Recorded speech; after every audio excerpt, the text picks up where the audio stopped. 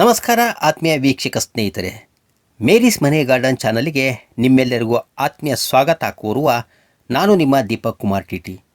ಇನ್ನು ಯಾರೆಲ್ಲ ಹೊಸ ವೀಕ್ಷಕ ಮಿತ್ರರು ಚಾನಲನ್ನು ಸಬ್ಸ್ಕ್ರೈಬ್ ಮಾಡಿಕೊಂಡಿಲ್ವೋ ಅವರೆಲ್ಲ ತಕ್ಷಣ ಸಬ್ಸ್ಕ್ರೈಬ್ ಮಾಡಿಕೊಂಡು ವಿಡಿಯೋ ಇಷ್ಟವಾದರೆ ಲೈಕ್ ಮಾಡಿ ಶೇರ್ ಮಾಡುವಿರಾಗಿ ಭಾವಿಸುತ್ತೇವೆ. ಭಾರತೀಯ ಸಂಸ್ಕೃತಿಯಲ್ಲಿ ಮತ್ತು ಹೆಣ್ಣು ಮಕ್ಕಳ ಮುಡಿಗೆ ಮಲ್ಲಿಗೆ ಹೂವಿಗೆ ಇರುವ ಸ್ಥಾನವೇ ಬೇರೆ. ಸಂಜೆಯಾಗುತ್ತಿದ್ದಂತೆ ಮನೆಯ ಅಂಗಳದಲ್ಲಿ ಮಲ್ಲಿಗೆಯ ಸುಗಂಧ ಪಸರಿಸಿದರೆ ಮನಸ್ಸಿಗೆ ಸಿಗುವ ಆ ನೆಮ್ಮದಿಯೇ ಅದ್ಭುತ. ಅನೇಕರು ನಮ್ಮ ಮನೆಯಲ್ಲಿ ಮಲ್ಲಿಗೆ ಗಿಡ ಇದೆ, ಆದರೆ ಹೂವೇ ಬಿಡುತ್ತಿಲ್ಲ ಅಥವಾ ಮೊಗ್ಗುಗಳು ಒಣಗುತ್ತಿವೆ ಎಂದು ಬೇಸರ ಪಟ್ಟಿಕೊಳ್ಳುತ್ತಾರೆ. ಆದರೆ ಇವತ್ತಿನ ವಿಡಿಯೋದಲ್ಲಿ ಮನೆಯ ಕುಂಡಗಳಲ್ಲಿ ಅಂದರೆ ಪಾಟ್ಗಳಲ್ಲಿ ಸುಲಭವಾಗಿ ಮಲ್ಲಿಗೆ ಬೆಳೆಸುವುದು ಹೇಗೆ, ಅದಕ್ಕೆ ತಗಲುವ ರೋಗ ನಿವಾರಿಸಲು ಯಾವ ಮನೆಮದ್ದು ಮತ್ತು ಸಮೃದ್ಧವಾಗಿ ಬೆಳೆದು ಉತ್ತಮ ಇಳುವರಿ ನೀಡಲು ಯಾವ ಸಾವಯವ ಗೊಬ್ಬರ ನೀಡಬೇಕು ಎಂಬ ಸಂಪೂರ್ಣ ಮಾಹಿತಿಯನ್ನು ನಾನು ನಿಮಗೆ ತಿಳಿಸಿಕೊಡಲಿದ್ದೇನೆ. ವಿಡಿಯೋವನ್ನು ಎಲ್ಲೂ ಸ್ಕಿಪ್ ಮಾಡದೆ ಕೊನೆಯವರೆಗೂ ನೋಡಿ. ಮೊದಲಿಗೆ ಮನೆಯ ಪಾಟ್ನಲ್ಲಿ ಸುಲಭವಾಗಿ ಬೆಳೆಸಬಹುದಾದ ಆಕರ್ಷಕ ಮಲ್ಲಿಗೆ ತಳಿಗಳು. ಪಾಟ್ಗಳಲ್ಲಿ ಮಲ್ಲಿಗೆ ಬೆಳೆಸುವಾಗ ಹೆಚ್ಚು ಹೂವು ಕೊಡುವ ಮತ್ತು ಕುಂಡಕ್ಕೆ ಅಂದರೆ ಪಾಟಿಗೆ ಒಗ್ಗಿಕೊಳ್ಳುವ ಸರಿಯಾದ ತಳಿಗಳ ಆಯ್ಕೆ ಬಹಳ ಮುಖ್ಯ. ಅವುಗಳೆಂದರೆ ಇರುವಾಂತಿ ಅಥವಾ ಸೂಜಿ ಮಲ್ಲಿಗೆ, ಇಂಗ್ಲಿಷಿನಲ್ಲಿ ನೀಡಲ್ ಜಾಸ್ಮಿನ್. ಇದರ ಮೊಗ್ಗುಗಳು ಉದ್ದವಾಗಿದ್ದು ಸೂಜಿಯ ಆಕಾರದಲ್ಲಿರುತ್ತವೆ. ಕುಂಡಗಳಲ್ಲಿ ಹಬ್ಬಿಸಲು ಅಥವಾ ಸಣ್ಣ ಪೊದೆಯಂತೆ ಬೆಳೆಸಲು ಇದು ತುಂಬ ಸೂಕ್ತ. ಇದು ನಿರಂತರವಾಗಿ ಹೂ ನೀಡುತ್ತದೆ. ಗುಂಡು ಮಲ್ಲಿಗೆ ಅಥವಾ ಉಡುಪಿ ಮಲ್ಲಿಗೆ, ಅರೇಬಿಯನ್ ಜಾಸ್ಮಿನ್ ಆರ್ ಮೊಗ್ರಾ. ದಪ್ಪನೆಯ ದುಂಡಗಿನ ಮೊಗ್ಗುಗಳನ್ನು ಬಿಡುವ ಅತ್ಯಂತ ಪ್ರಸಿದ್ಧ ತಳಿ. ಇದರ ಸುಗಂಧ ತುಂಬ ತೀವ್ರವಾಗಿರುತ್ತದೆ.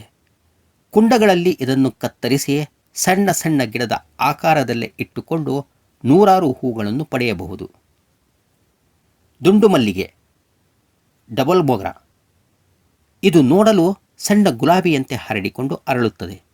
ಎಸಳುಗಳು ಹೆಚ್ಚಾಗಿರುವುದರಿಂದ ಹೂವು ತುಂಬ ಆಕರ್ಷಕವಾಗಿ ಕಾಣುತ್ತದೆ. ಜಾಜಿ ಮಲ್ಲಿಗೆ ಅಥವಾ ಸೂಜಿ ಮಲ್ಲಿಗೆಯ ಮತ್ತೊಂದು ತಳಿ, ಅದೇ ಸ್ಪ್ಯಾನಿಷ್ ಜಾಸ್ಮಿನ್. ಇದು ಕೊಂಚ ಬಳ್ಳಿಯಂತೆ ಹಬ್ಬುತ್ತದೆ. ದೊಡ್ಡ ಕುಂಡಗಳಲ್ಲಿ ಕಡ್ಡಿಗಳ ಆಸರೆ ನೀಡಿ ಇದನ್ನು ಸುಲಭವಾಗಿ ಬಾಲ್ಕನಿಗಳಲ್ಲಿ ಬೆಳೆಸಬಹುದು. ಮಲ್ಲಿಗೆ ಗಿಡವನ್ನು ಕಡ್ಡಿ ಅಥವಾ ರಂಬೆಗಳ ಮೂಲಕ ಸುಲಭವಾಗಿ ವೃದ್ಧಿ ಮಾಡಬಹುದು. ಈಗ ತಿಳಿಸಿರುವ ಮಲ್ಲಿಗೆ ಸಸಿಗಳು ಸಿಕ್ಕಾಗ ಅದರ ಕಟಿಂಗ್ ಅಂದರೆ ರಂಬೆ ನೆಡುವ ಸೂಕ್ತ ಕಾಲ ಮತ್ತು ಕ್ರಮವಿಧಾನ ನೋಡೋಣ. ನೆಡಲು ಸೂಕ್ತ ಕಾಲ. ಮಲ್ಲಿಗೆ ಕಟಿಂಗ್ಸ್ ಇಡಲು ಮಳೆಗಾಲ ಅಂದರೆ ಜೂನ್ನಿಂದ ಸೆಪ್ಟೆಂಬರ್ ಅಂತ್ಯ ಶ್ರೇಷ್ಠ ಸಮಯ. ವಾತಾವರಣದಲ್ಲಿರುವ ತೇವಾಂಶ ಮತ್ತು ಉಷ್ಣಾಂಶ ಮಲ್ಲಿಗೆ ಬೇರುಗಳು ಬೇಗನೆ ಮೂಡಲು ಸಹಾಯ ಮಾಡುತ್ತದೆ. ಕಟಿಂಗ್ಸ್ ನೆಡುವ ಕ್ರಮ ವಿಧಾನ. ಮೊದಲಿಗೆ ರಂಬೆಯ ಆಯ್ಕೆ. ಗಿಡದ ಮಧ್ಯಮ ಗಾತ್ರದ ಅಂದರೆ ಕಂದು ಮತ್ತು ಹಸಿರು ಬಣ್ಣ ಮಿಶ್ರಿತವಾಗಿರುವ ಸೆಮಿ ಹಾರ್ಡ್ ವುಡ್ನ ಗಟ್ಟಿಮುಟ್ಟಾದ ರಂಬೆಯನ್ನು ಆಯ್ದುಕೊಳ್ಳಿ. ಕತ್ತರಿಸುವ ವಿಧಾನ. ರಂಬೆಯನ್ನು 6ರಿಂದ 7 ಇಂಚು ಉದ್ದಕ್ಕೆ ಕತ್ತರಿಸಿ. ಎಲೆಗಳು ಚಿಗುರುವ ಕಣ್ಣುಗಳ ಅಂದರೆ ನೋಡ್ಸ್ಗಳ ಕೇವಲ ಅರ್ಧ ಇಂಚು ಕೆಳಭಾಗದಲ್ಲಿ 45 ಡಿಗ್ರಿ ಓರೆಯಾಗಿ ಕತ್ತರಿಸಬೇಕು. ಕಟಿಂಗ್ನ ಎಲೆಗಳ ನಿರ್ವಹಣೆ. ಕೆಳಭಾಗದ ಎಲ್ಲ ಎಲೆಗಳನ್ನು ಕತ್ತರಿಸಿ ತೆಗೆಯಿರಿ. ಮೇಲ್ಭಾಗದ ಕೇವಲ 2 ಎಲೆಗಳನ್ನು ಮಾತ್ರ ಅರ್ಧಕ್ಕೆ ಕತ್ತರಿಸಿ ಇಡಿ. ಇದರಿಂದ ತೇವಾಂಶ ಆವಿಯಾಗುವುದನ್ನು ತಡೆದಂತಾಗುತ್ತದೆ. ನೈಸರ್ಗಿಕ ಬೇರುವರ್ಧಕ. ಕತ್ತರಿಸಿದ ಕೆಳಭಾಗಕ್ಕೆ ಹಸಿ ಆಲೋವೆರಾ ಜೆಲ್ ಅಥವಾ ಸ್ವಲ್ಪ ದಾಲ್ಚಿನ್ನಿ ಅಂದರೆ ಸಿನಮನ್ ಪೌಡರನ್ನು ಹಚ್ಚಿ. ಇದು ಫಂಗಸ್ ಬರದಂತೆ ರಕ್ಷಿಸುತ್ತದೆ. Potting mix. 40% ಸಾಮಾನ್ಯ ಮಣ್ಣು, 30% ಮರಳು ಮತ್ತು 30% ಕೋಕೋಪೀಟ್ ಮಿಶ್ರಣ ಮಾಡಿ ಸಣ್ಣ ಪಾಟ್ನಲ್ಲಿ ತುಂಬಿಸಿ. ನೆಡುವುದು.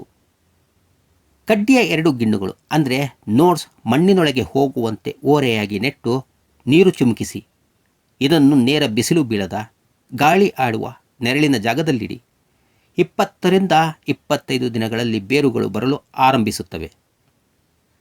ಇದಿಷ್ಟೂ ಮಾಡಿದ ನಂತರ ಮಲ್ಲಿಗೆ ಗಿಡಗಳು ವೇಗವಾಗಿ ಬೆಳೆಯಲು ಮತ್ತು ಹೆಚ್ಚು ಹೂ ಬಿಡಲು ಮನೆಯಲ್ಲೇ ತಯಾರಿಸಬಹುದಾದ ಸಾವಯವ ಗೊಬ್ಬರಗಳ ಬಗ್ಗೆ ತಿಳಿಯೋಣ. ಮಲ್ಲಿಗೆಗೆ ಪೋಷಕಾಂಶಗಳ ಮರುಪೂರಣ ಅತ್ಯಗತ್ಯ. ಮನೆಯಲ್ಲೇ ನೈಸರ್ಗಿಕ ಗೊಬ್ಬರಗಳನ್ನು ನೀಡಿ ಗಿಡವನ್ನು ಹೂವಿನ ರಾಶಿಯನ್ನಾಗಿ ಮಾಡಬಹುದು. ಇದಕ್ಕಾಗಿ ಮನೆಯಲ್ಲೇ ತಯಾರಿಸಬಹುದಾದ ಮೊದಲನೇ ಸಾವಯವ ಗೊಬ್ಬರವೆಂದರೆ ಸಾಸಿವೆ ಹಿಂಡಿ ಮತ್ತು ಕಡಲೆಕಾಯಿ ಹಿಂಡಿ ನೀರು. Mustard cake and groundnut cake liquid fertiliser. 1 litre ನೀರಿಗೆ ತಲಾ 1 ಚಮಚ ಸಾಸಿವೆ ಹಿಂಡಿ ಮತ್ತು ಕಡಲೆಕಾಯಿ ಹಿಂಡಿ ಪುಡಿಯನ್ನು ಹಾಕಿ 3 ರಿಂದ 4 ದಿನಗಳ ಕಾಲ ನೆನೆಯಲು ಬಿಡಿ. ನಂತರ ಆ ನೀರನ್ನು ಚೆನ್ನಾಗಿ ಸೋಸಿ ಅದಕ್ಕೆ 5 ಪಟ್ಟು ಹೆಚ್ಚು ಸಾಮಾನ್ಯ ನೀರನ್ನು ಬೆರೆಸಿ ತಿಳಿಯಾಗಿಸಿ ಮಲ್ಲಿಗೆ ಗಿಡದ ಬುಡಕ್ಕೆ ಹಾಕಿ. ಇದು ಗಿಡಕ್ಕೆ ಅಗತ್ಯವಿರುವ ನೈಟ್ರೋಜನ್ ಮತ್ತು ಇತರ ಮೈಕ್ರೋನ್ಯೂಟ್ರಿಯೆಂಟ್ಸ್ ನೀಡಿ ಗಿಡ ಶರವೇಗದಲ್ಲಿ ಬೆಳೆಯಲು ನೆರವಾಗುತ್ತದೆ. ಎರಡನೆಯದಾಗಿ ಅಕ್ಕಿ ತೊಳೆದ ನೀರು ಮತ್ತು ಹುಳಿ ಮಜ್ಜಿಗೆ ಮಿಶ್ರಣ. ಮಲ್ಲಿಗೆ ಗಿಡಕ್ಕೆ ಕೊಂಚ ಆಮ್ಲೀಯ ಗುಣವಿರುವ ಅಂದರೆ ಅಸಿಡಿಕ್ ಸಾಯಿಲ್ ಮಣ್ಣು ಇಷ್ಟ.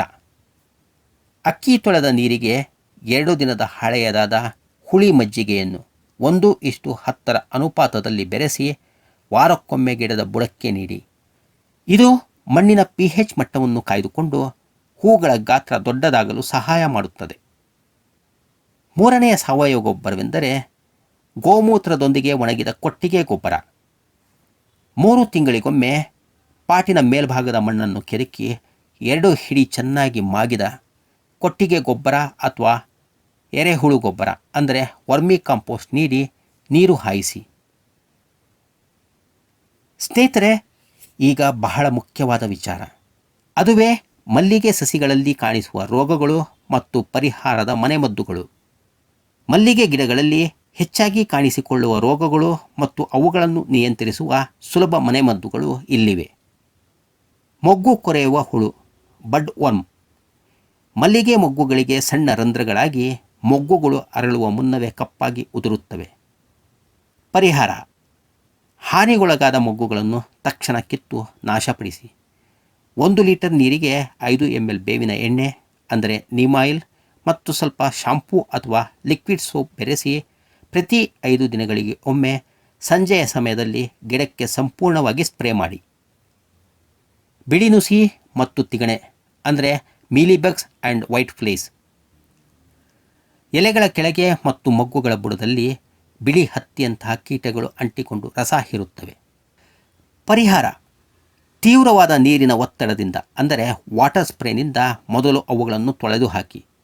ನಂತರ ಅಕ್ಕಿ ಕಂಜಿ ಅಥವಾ ಗಂಜಿ ನೀರಿಗೆ ಸ್ವಲ್ಪ ಇಂಗು ಬೆರೆಸಿ ಸ್ಪ್ರೇ ಮಾಡಿ.